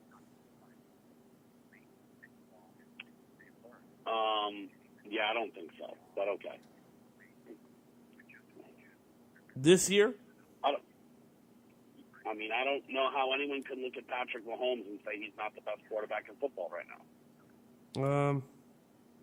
the fact that he didn't play a full season this year, Russell Wilson did. And on a tougher schedule, came Russell back Wilson after led his team. He came back after getting his leg twisted off. That's pretty gutsy, man. No, I'm not knocking Patrick Mahomes. But until he, it's sad to say because obviously it's not his fault. He's only been in the league 3 years. But until he wins something, I'm going to take Russ for the future. Right now, I'd still take Brady and Breeze over both of them. But unfortunately, it's just we're in a really good spot right now for quarterbacks. I mean, it's an exciting time for quarterbacks. I don't know how good of a spot it is, but it's an exciting time for quarterbacks for sure. Well, You know? the way I see it, there's 15 elite guys and then 15 guys that are, benefiting from the new era of what the league is. But, but there's new guys coming in and stuff that will be exciting, though, Possibly. I'm not sold on Tua yet, but everyone's hyping up Burrow and Right, but- Trevor Lawrence. Right, but you still have Burrow coming in who will be taking a job. You'll still have Justin Herbert, who will probably be the Chargers' next quarterback. That would be Right? exciting.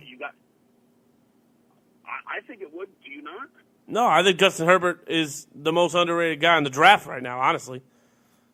The guy went from being a number 1 overall quarterback last year in the draft to an afterthought. By the way, apparently he's dazzling people right now at practice, so I don't know. Right, but he was the number 1 pick in the draft because he was the best quarterback in that class last year, right? Right.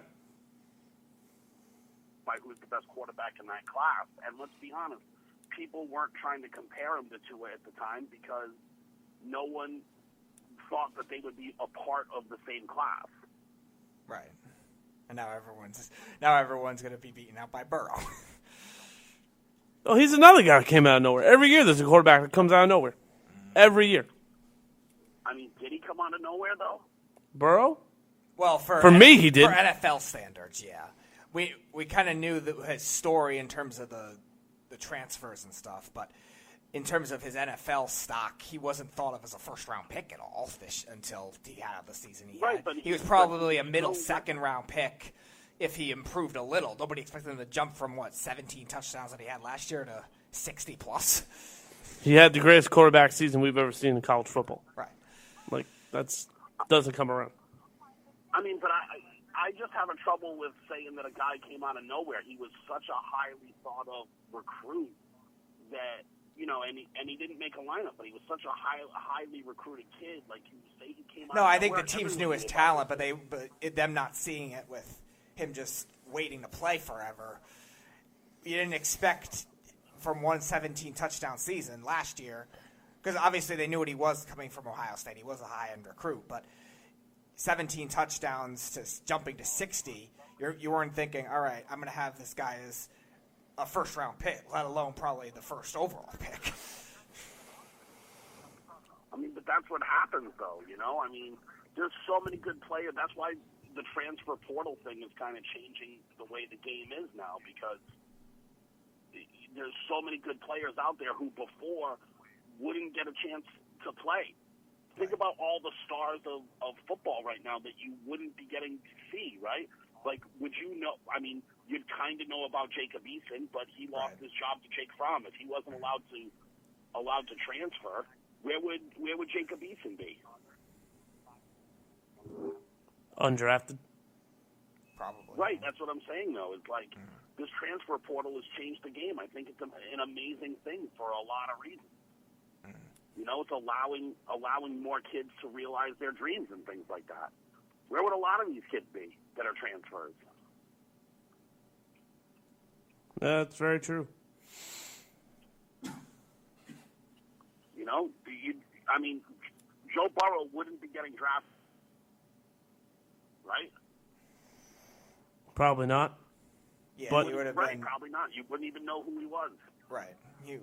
Well, here's the other thing. if he Imagine if progressed the on his- portal was there for Brady. He would have left Michigan, and then look, he probably would have been a 6th-round pick. No, he definitely would have been a 6th-round pick. That's interesting to think. What if this level of transfer portals was around in different times? Yeah.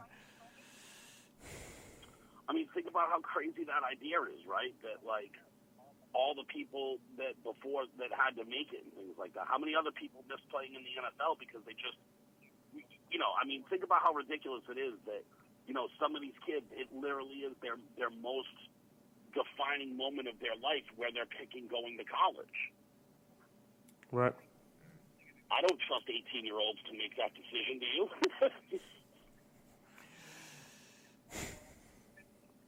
That's true. But look at Mac Jones. Mac Jones signed on knowing that when Tua leaves, he's the guy. Yeah, but he's not going to be the guy. You don't think so? Tua's little brother is there, and then Alabama also signed the number 1 or 2, or depending on what publication you look. That new kid, Bryce. Why am I going to forget his name? Bryce. Whatever. He's the new super freshman. He signed on to play at Alabama.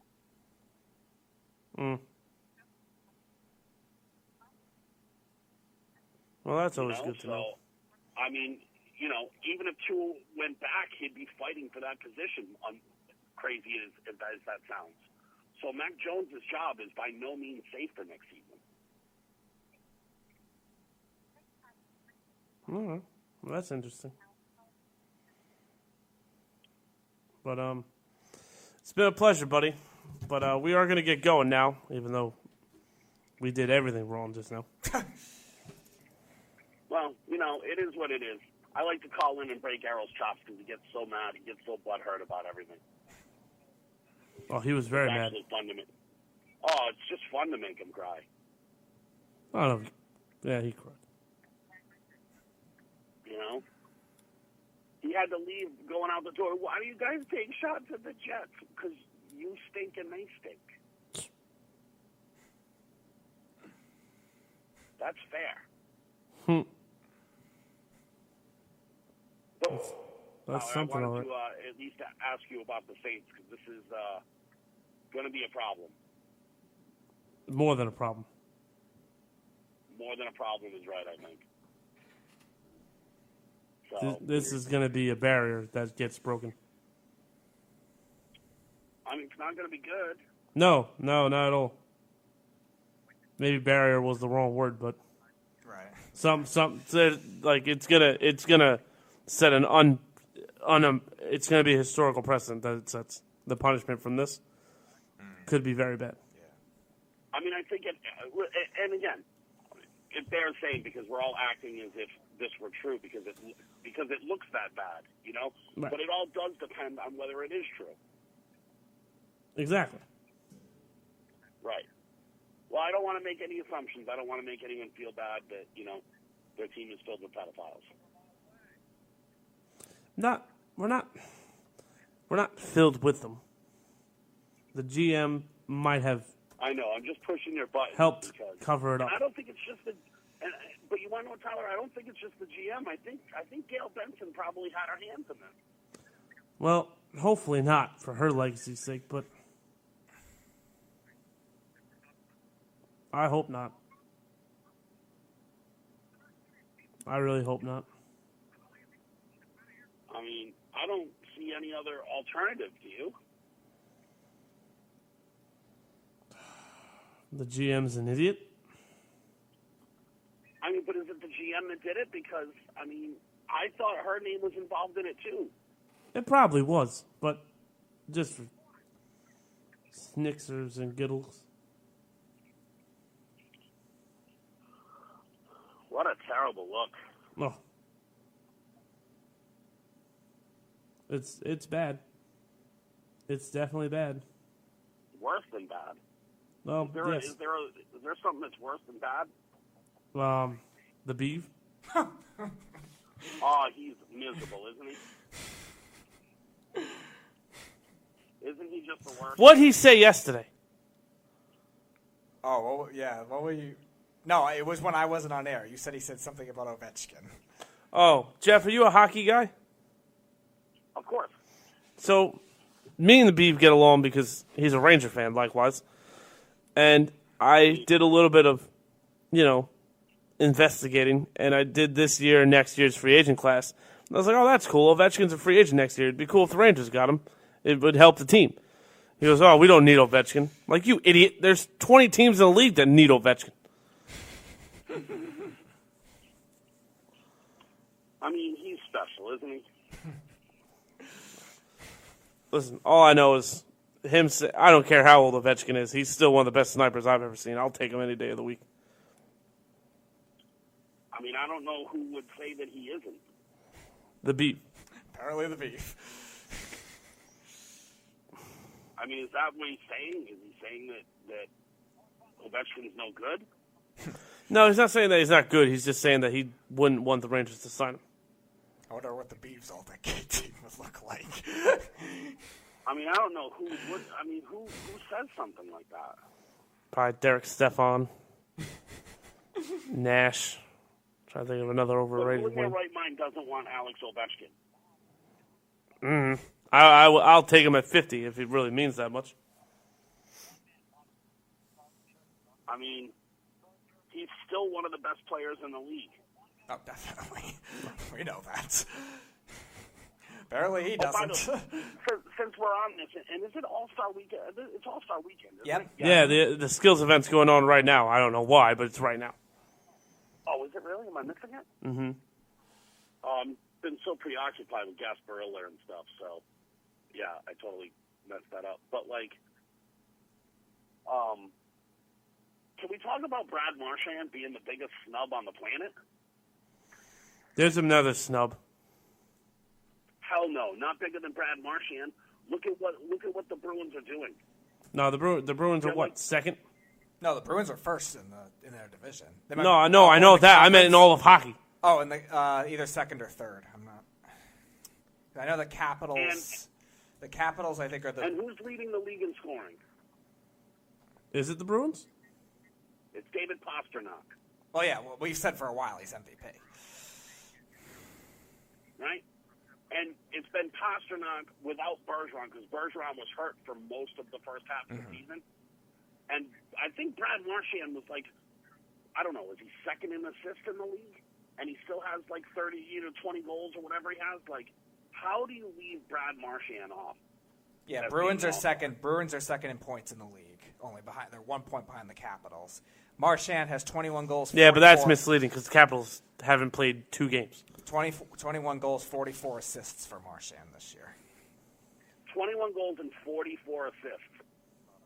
That's some people's season. Yeah. You're right. How is he not the biggest snub you've seen? Name a bigger snub. I didn't see the whole roster. What is it? To be quite honest with you, I was thinking about something else when I said the biggest snub. I thought you meant the all-decade team that they came out with today. Oh, yeah, right. Because that's kind of a joke. There was one snub I had, too. I don't know if we're thinking of the same guy with that. On the all-decade team? Yeah. I'm talking about the fact that the second-tier goalie should have been first. Oh, that, yeah. That's an asinine. Right. Like you can't argue that. I bet you Jeff gives the right answer too. Hey Jeff. Jeff? Sure. Who's the best goalie in hockey from the years 2000 to 2020? No, it's 2010 to 2020. That's the decade. No, I was giving him an extra 10 years. Let's see. Well, you have to have Lundqvist up there. Look at that. See, I knew Jeff was a smart man. I mean, I'm just trying to think who's been like a. I mean, in the last 10 years, and listen, he's kind of fallen off, and people don't really respect him anymore. But it's hard to say in the last 10 years. I mean, Corey Crawford has been pretty successful. Yeah, but he's not the regular season. No, I would take Price or Quick before I took Crawford. Yeah, Crawford's kind of that. He's kind of that good but not great regular season goalie. That was a great. And then you mentioned goalie. Pekka Rinne. Pekka Rinne's up too. there. Yeah, he has to be. He was really good as a youngster too.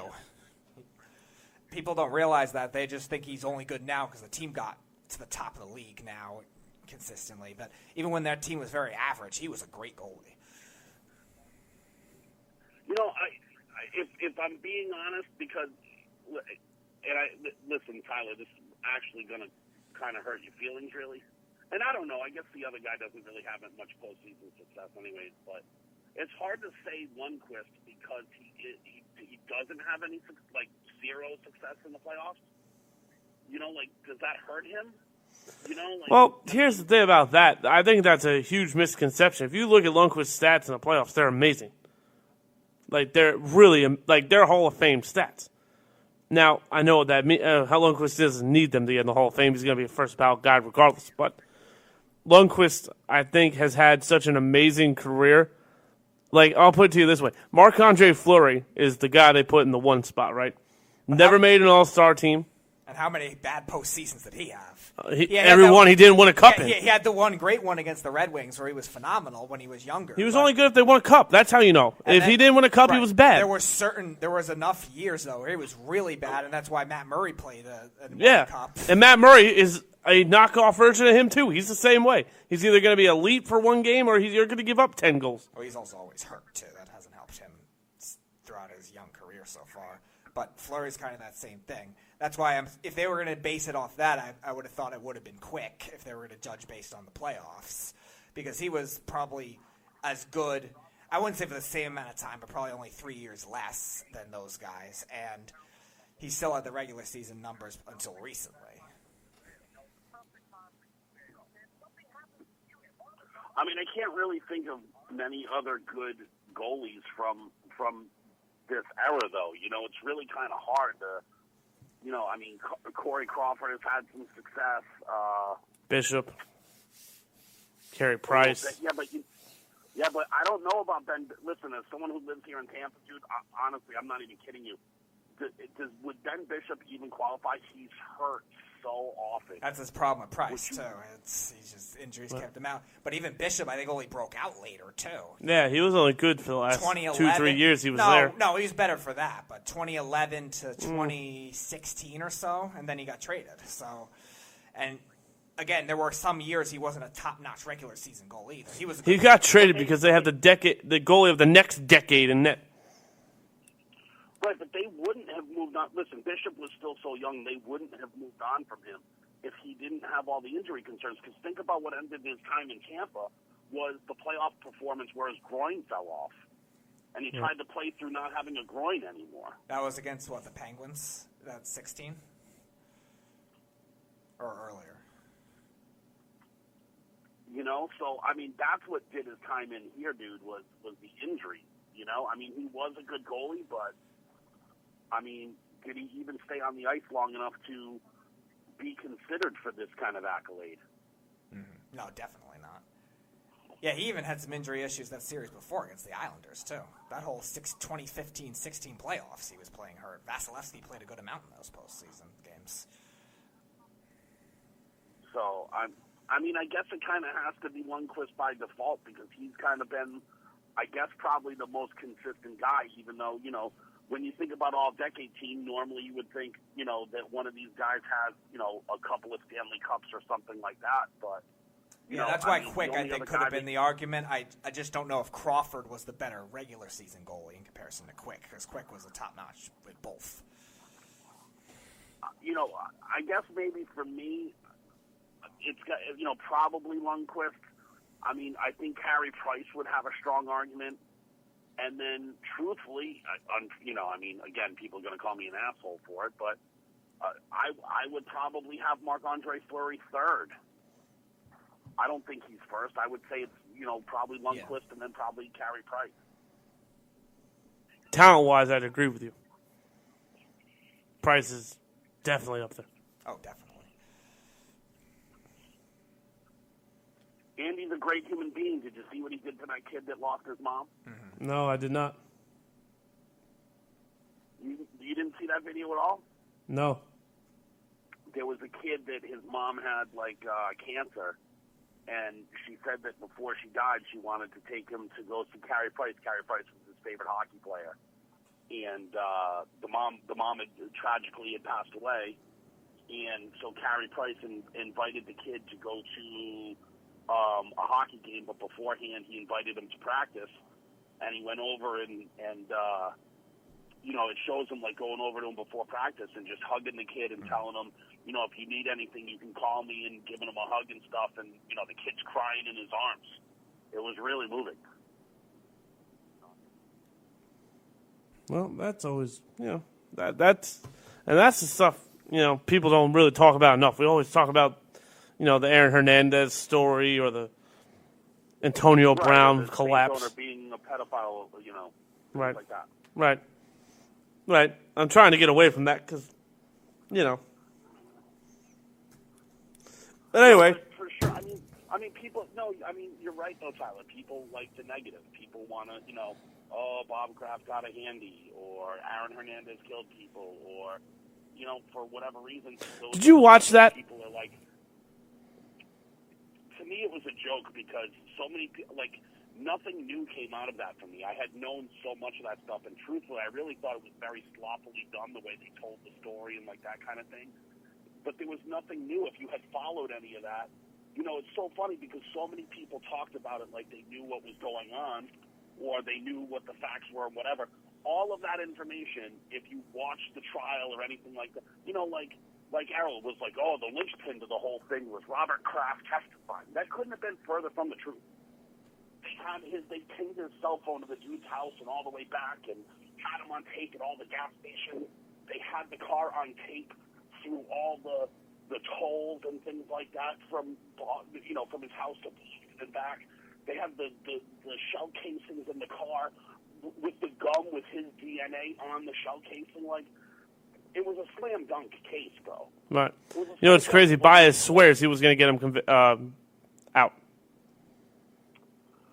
Let me just, again, not on sports and kind of off topic. Do you not believe Jose Baez? No, I believe he would have got him out. Right. He probably could have. But also, and I've said this too, the woman that broke that, the news from WEEI about Aaron Hernandez being a tight end before he ever entered football and him killing himself 2 days later, that woman should never be allowed to be a journalist ever again. She should have to never mention sports ever again. That was one of the... That you don't do that.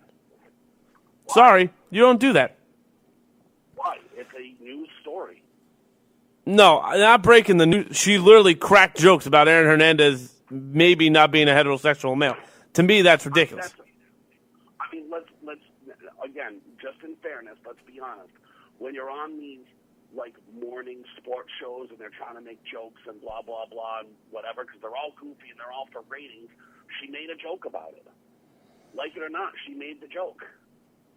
Yeah. Is that any different than any of the other jokes that have been told about this? Be honest now. No, it's not. It's not that it's different, but everyone kind of jokes about him being just crazy. No one meant it's not. I don't know. I find it very weird that he killed himself literally 2 days later, and 5 days after he was basically like, you know what, I might get to see my daughter again. That doesn't make sense. Let's face it. Precipitating event to this whole thing, right? Like it probably was, but again, it was part of the story, right? And until that point, no one had told that part of the story. Correct? Right. No one's bashing Netflix for telling that part of the story, right? Well, no, because I think it's a huge. I know a lot of people have conflicting interests about this. The CTE thing. Listen, people, get over it. It's a real thing, and it's really happening. Antonio Brown right now is the closest living thing I can talk about. Yes, people do not act like Antonio Brown with it. I get it. He's the 1% that everyone uses in the media. But Antonio Brown, let's just be honest here, has shown similar behavior to Aaron Hernandez. Okay? Totally the erratic behavior and whatever. But no one is bashing Netflix for telling the bisexual part of Aaron Hernandez's story, right? No one bashed us. They didn't make a joke about it. They told it as if it was a historical documentary. All right, this is what happened, and this got brought up. And the crazy part is, if you watch the Michael Jackson documentary that HBO did too, the whole sticking point of the whole thing is hearsay. Like, this is what happened. This is what, like, they don't have. I don't know. We're way deep in the water right now. I don't think Aaron Hernandez killed himself because of a joke that a reporter told. I think the precipitating event was the news about that guy, because she made a joke in breaking that story is what happened. I don't think the joke is what set him off the edge. I think it was the story was, going to start coming out about his sexuality. And he found, for whatever reason, he found that to be embarrassing. Right? I don't think that joke is what did it. Well, do you see what I'm saying? Do you see the difference? Sure. But again, I think that she could have been a little bit more professional about it. That's what I'm saying. She was, and I like to have fun and crack jokes as much as anybody else. But if you're going to break a story like that, you kind of have to have a little bit of professionalism too, Well, here's the criticism I would have for it. If you're going to break the story, that wasn't the show to go on, because Callahan and Maserati or whoever, Boston, Maserati is one of them, Greg Callahan's one of them, or Greg Hill, like a bunch of people up there have them. Callahan's show is not the one to go on because they do make jokes like that all the time. Right. So maybe Bob Ryan. Poor choice. Oh, Bob Ryan's very straightforward. No, that's what I'm saying. I think he would have been the perfect show to go on and break that. Right. All I'm saying is she probably had to kind of come up with like a joke or some material or like a segue into the story that's kind of like playful and joking around. And, being a serious issue, she probably should have, dealt with it a different way. But let's be honest, that's how she chose to handle it. It was news. She was breaking the story. Because, think about it now. Okay, you don't like it, you don't whatever, but let's be honest, it's a big part of the documentary, is it not? Huge part. So she shouldn't be a reporter. Why? Because she made a joke? She broke probably the biggest part. When all of this was going on and he was killing people, you got to go back to the time. Back to when they found the body in the quarry, right? It's like an industrial park or something. Because I used to live right there, not very far from it. And so when this happens, and they're like, oh, well, a body was found. And then an hour later, he was friends with Aaron Hernandez. An hour later, Aaron Hernandez is the subject. When all of this stuff was going on and breaking, there was a piece of the puzzle missing at the time. People were going, well, why would he do this? Why? And there was no why. There was no answers to the why, right? As the documentary points out, what did Odin Lloyd know about him that supposedly Odin Lloyd threatened to tell people? It was that he was gay, right? I must have missed that part. I'll go home and watch it again, but I must have missed that part. I don't remember them breaking that part. But this is what I'm saying. None of that was publicly known at the time. His sexuality was no part of it. And the story goes that Odin Lloyd knew about it and was going to say something about it, and that's why Aaron Hernandez killed him.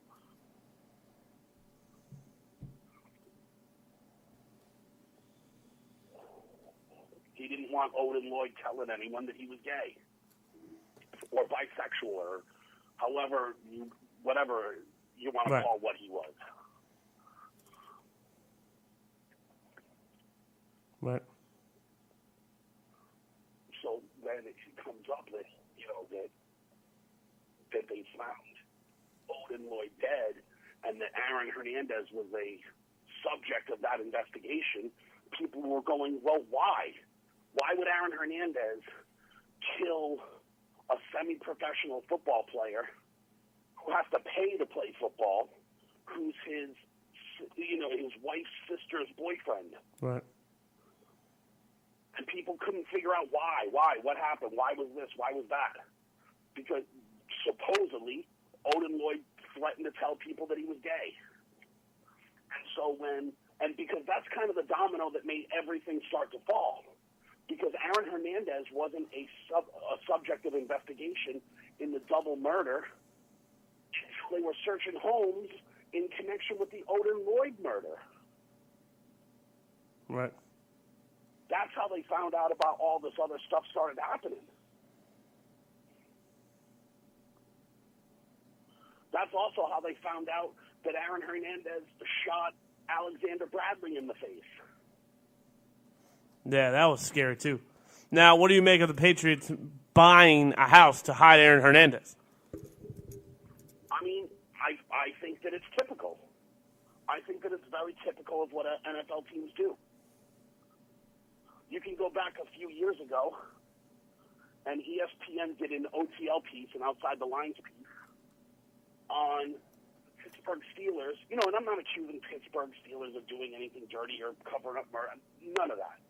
But the Pittsburgh Steelers have a couple of state police troopers on staff and a former Pennsylvania state investigator on staff that were help covering up things that Pittsburgh Steelers players were doing.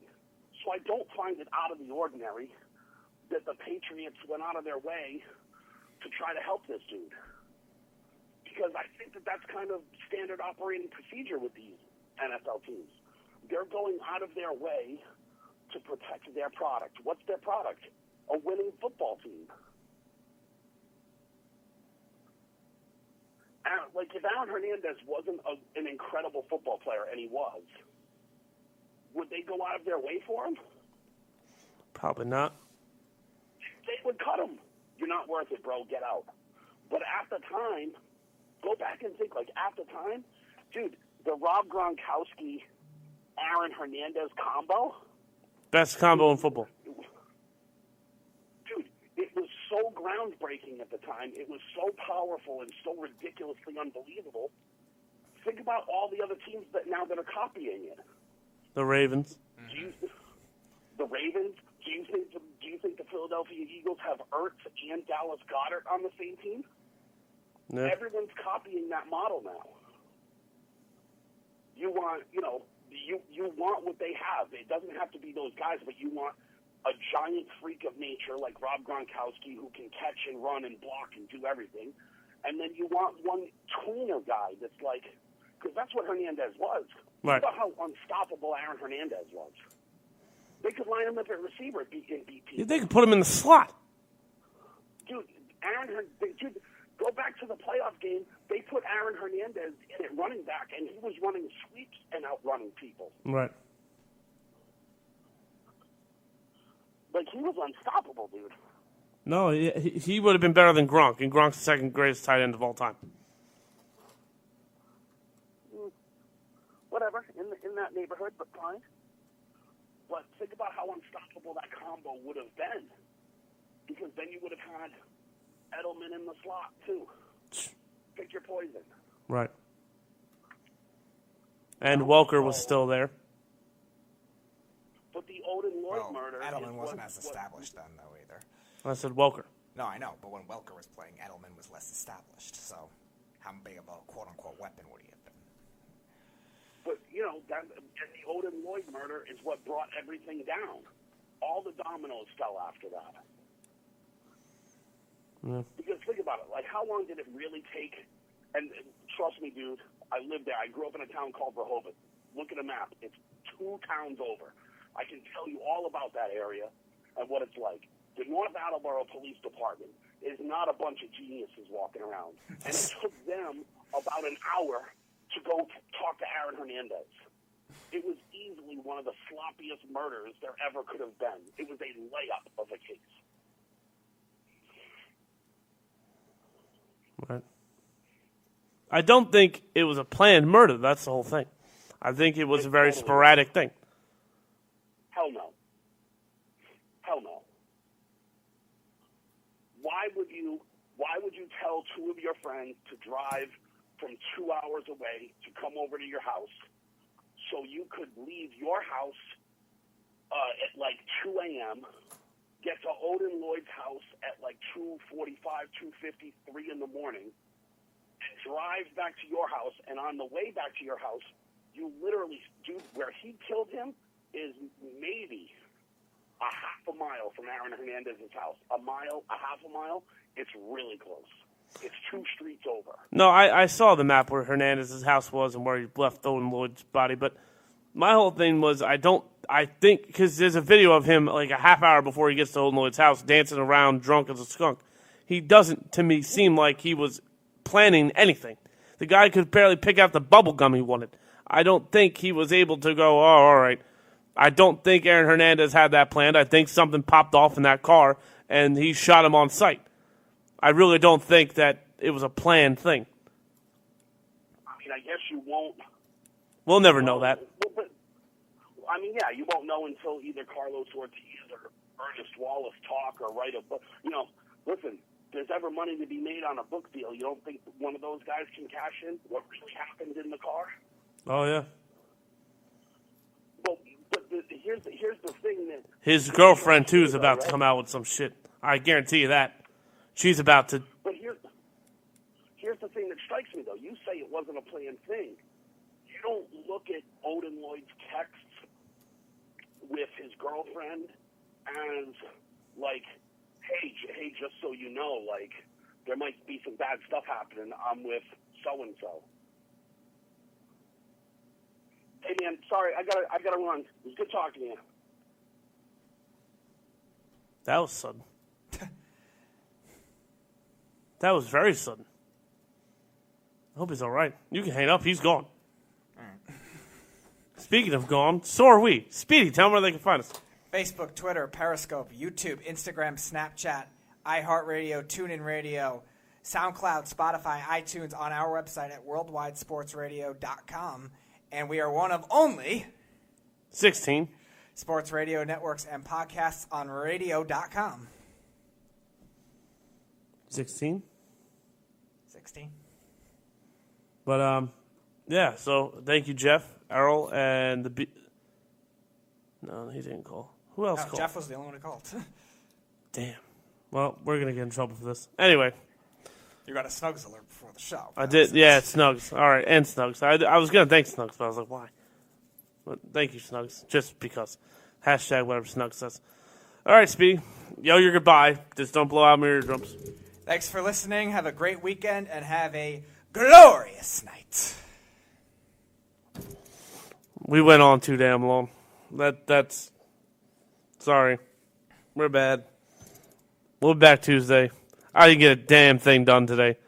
So it's okay. No, it's not actually. That's bad. Today was really bad. I can hear Mikey C already. You can. Yeah. This is what he'll say. Yeah, pretty much. See ya! You're listening to the Worldwide Sports Radio Network.